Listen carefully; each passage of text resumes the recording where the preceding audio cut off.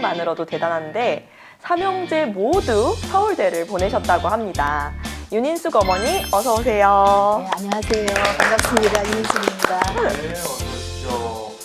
공부 습관을 잡아주는 실천법에 대해서 준비를 해주셨는데요. 하나씩 확인해 보도록 할게요. 포켓 수첩 활용하기. 이건 뭡니까?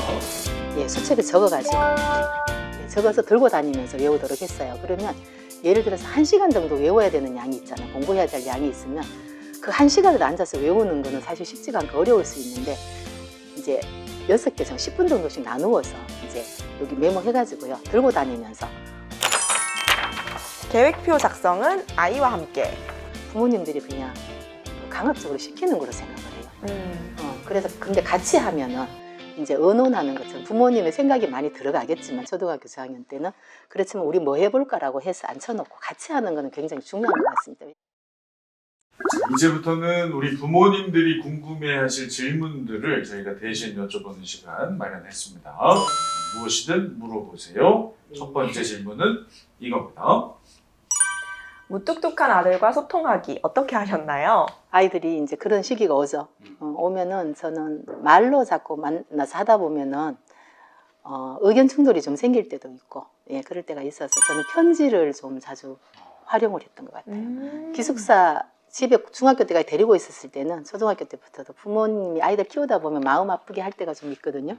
그래서 학교나 어디 보내고 나면 마음이 아프죠. 그럴 때 이제 아이 몰래 필통에 이제 쪽지 써가지고 이제 한 학교 가서 필통 열면 엄마 편지 보이도록 그렇게 해서 이제 마음을 좀 전하기도 하고. 그 다음에 중학교 때는 어디 뭐 시험 보러 갈 때나 마음 불안할 때, 예, 좀 그럴 때도 좀 편지 써주고 이제 무뚝뚝한 아이라고 했으니까 고등학교 가서는 좀 그렇게 되는 시기죠. 그러면 기숙사에 있었기 때문에 저는 갈 때 항상 거의 편지를 좀 자주 썼던 것 같아요. 편지는 굉장히 좋은 것 같아요. 편지 최고죠. 답장도 받으셨어요? 예, 답장 가끔씩 하죠. 제가 하는 거에 눈물 좀 떨어진 요 예, 펜 이게 흐려져가지고 있을 겁니다. 꼭 해가지고 그죠? 아 진짜 로맨틱하네. 엄마가 눈물 흘리는 게 더 많지 않았나 싶어요. 어머니가 더 흘리셨겠지만. 예, 되게 중요한 것 같아요. 저는 편지로 마음을 전하는 부분 굉장히 중요한 거, 좋은 것 같습니다. 맞아요. 특히 이 손편지의 힘은 어마어마합니다. 네. 저도 우리 반 아이들한테 편지를 종종 써주곤 했는데 편지를 쓰면 되게 좋은 게 평소에 그 아이에 대해서 생각하지 못하고 지나가는 순간들이 있는데 굉장히 깊게 생각하는 기회가 되더라고요. 이 아이한테 어떤 말을 해주면 좋을까? 이 아이 장점이 뭘까? 이렇게 관찰했던 것을 이렇게 다시 떠올릴 수 있는 기회가 돼서 되게 좋은 것 같아요. 진짜 네. 좋은 말씀이에요. 상대에 대해서 쓰면 그 사람을 다시 한번 생각해 보는 거고 자신을 내 관한 이야기 있으면 내 자신을 또 돌아보는 네. 네, 그래서 글을 쓰면 네, 중요한 것 같습니다. 다음 질문입니다. 아이 방은 어떻게 꾸미셨나요?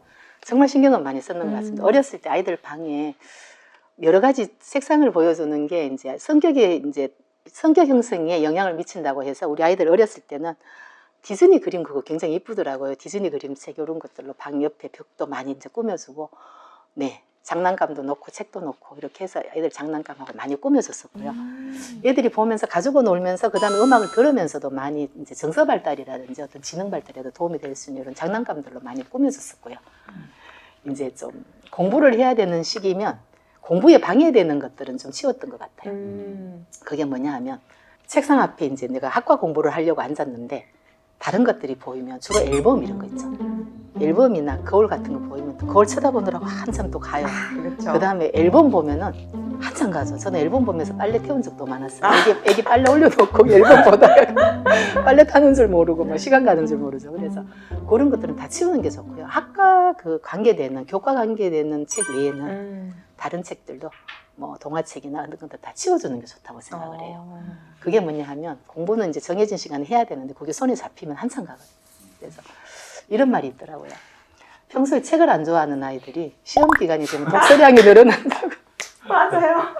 그냥 이게 안 읽던 책도 읽어보고 싶고 그게 눈에 보이면 그럴 것 같습니다. 그래서 학과에 관계되는 책들만 주로 좀 놔주면 좋지 않을까. 그걸 치우는 시기를 언제? 저는 초등학교 때까지는 요즘 시험도 별로 없고 하니까 괜찮고요. 저는 한 중학생 정도 되면 시험 기간에는 주로 네, 한번 이제 공부방에 있는 걸 다 치울 수가 없으니까 그냥 앉아 보는 책상만이라도 아이가 앉아서 보는 바로 보이는 곳에는 학과 공부에 관계되는 책들만 꽂아주시면 어떨까 생각합니다. 혹시 놀이방과 공부방이 분리가 됐었나요? 그 아이들이 수가 많으니까 집에 방을 어떻게 분리를 하셨는지 좀 궁금하거든요. 우리 아이들은 다른 아이들과 조금 달랐던 것이 이제 놀이하는 그 방이 있어서 장난감 있고 하는 방이 있었고요.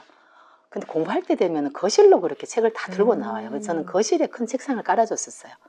그럼 애들이 이제 거기 앉아서 공부를 했었거든요. 그 방이 이제 뭐 3개, 4개 이렇지는 않았으니까. 그리고 이제 큰애 같은 경우는 방에서 할 때도 있었는데 주로 보면은 거실에서 공부하는 걸 좋아했었어요. 그래서 우리 애들이 공부가 안 될 때는 방에 들어갈 때. 엄마 거실 시끄러워 집중 안 돼요. 나 방에 갈게요 하는 날은 이제 다른 생각하려고 들어가는 날. 거실에서는 공부 열심히 집중 잘했던 거예요. 거실은 아주 저 삼형제가 모이면 거의 도서관. 그쵸. 이렇게 큰 상 펴놓고 3명 앉아서 책 놓으면은 뭐 가득 차죠. 뿌듯하셨군요. 네, 3명이 공부를 그렇게 앉아서 같이 했던 것 같아요. 자, 다음 질문. 집중력이 약한 아이들 어떻게 하면 좋을까요? 집중력이 약한 아이들 금방금방 아이들이 막 실증 내고 그러잖아요. 그럴 때는 저는 계획을 최대한 좀 잘게 쪼개서 그 말씀은 뭐냐 하면은 예를 들어서 60분 동안에 우리가 이제 요거 문제를 10장을 풀자. 예를 들어서 뭐 8장을 풀자 이렇게 정하면은 애들 입장에서는 그게 많아 보여요. 그리고 60분이라는 시간도 길게 느껴져요. 그러면 나누어서 20분, 20분, 20분 똑같은 양을 하는데도 20분 동안 몇 장 하자. 그 다음에 20분에서 40분 동안은 몇 장 하자. 이렇게 정해주고 20분 동안 다 하고 났잖아요. 일단 그거 성취를 했죠. 그랬으니까 거기 또 체크해주고 그 다음에 또 잠시 쉬었다가 또 20분 하게 해주고 이렇게 잘게 나누어서 해주면은 저는 좋을 것 같습니다. 합해보면 뭐 한 5, 6분 더 걸리는 거니까요. 네네, 그렇죠. 잠시 쉬었다가 이제 잘했네 하고 칭찬해주고 또 이제 엄마의 그 칭찬의 힘으로 또 다시 20분 하는 거. 네. 중간에 쉬는 시간은 어느 정도 주셨나요? 아이가 그 20분 하고 나서? 쉬는 시간은 그렇게 오래 주지는 않았어요. 오래 주지는 않고요. 그 다음에 이제 잠깐 그냥 물 한 잔, 뭐 주스 한 잔 마실 정도만 주고 또 바로 시작하고 그 다음에 또 안 될 때는 초시계. 초시계 활용하는 거 굉장히 좋아요. 저는 초시계 어떤 아이들 보면은 숙제가 너무 많아요. 한 2시간 걸려요. 뭐 어떤 분들 그런 아이가 숙제가 너무 많다고 한다 이런 말씀을 하시는 경우가 있는데 저는 그럴 때 그러면 누구누구 오면 초시계를 한번 놓고 정말 공부하는 시간이 몇 분 걸리는지 물 먹는 시간도 빼고 화장실 가는 시간도 빼고 엄마랑 잠시 얘기하는 시간도 빼고 딱 공부할 때만 딱 누르고 진짜 요 정해진 양을 하는데 몇 분 걸리는지 한번 보세요 이렇게 했더니만 그 다음날 어머니가 전화를 주셨어요. 정말 40분밖에 안 걸렸어요. 2시간 이상 걸린다고 했는데 40분밖에 안 걸렸어요. 그리고 왜냐면 아이는 앉아가지고 딴 생각도 하다가 문제 몇 개 풀었다가 이렇게 하니까 그게 2시간이 갔던 거예요. 그래서 집중할 수 있는 거는 초시계를 해놓으면은 아 내가 지금 공부하는 게 몇 분 흘러가고 있구나 이런 것도 보이고요. 빠른 시간 안에 해야 되겠다는 생각이 드는 것 같아요. 제가 봤을 때는. 그 초식에 그럼 엄마가 옆에서 이제 눌러주는 거예요? 어렸을 때는 눌러놓고 하라고 보고 커서는 이제 저는 그냥 줬어요.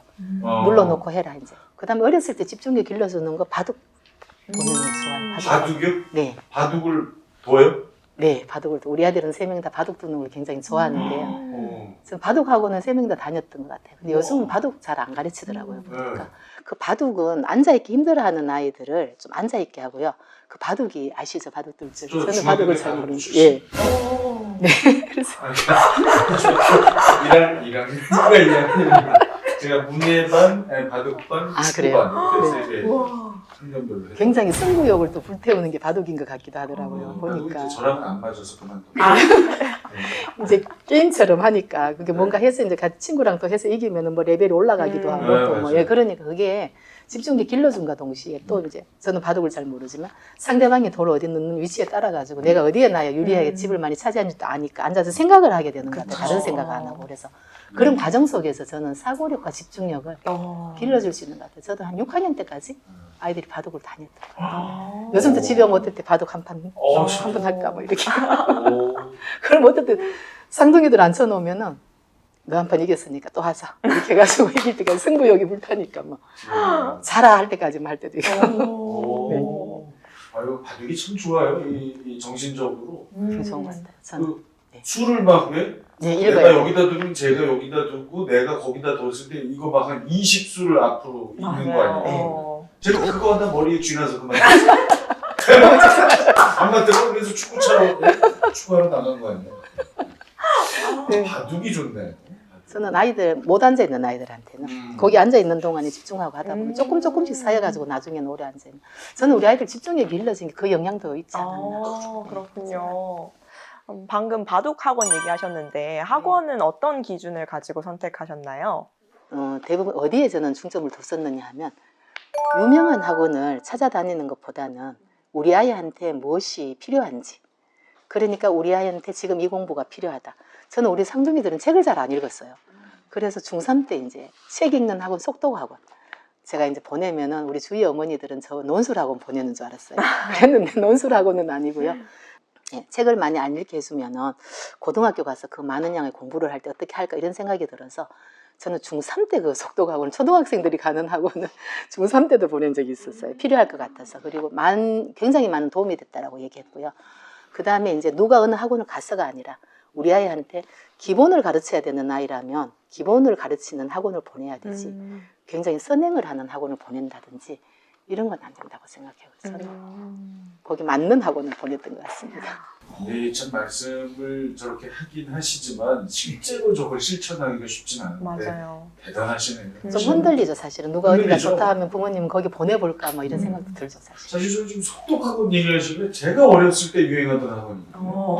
그랬어요. 속독? 예, 속독 요즘은 네. 없어진 것 같더라고요. 거의 요즘 이제 들어본 적이 없는데 예, 왼쪽 처음 하고 이거 그냥 제가 잠깐 한 2개월인가 다니다가 눈이 너무 아파가지고 제가 저렇게 그만뒀는데 그 기억이 나요. 왼쪽 끝 짚고 오른쪽.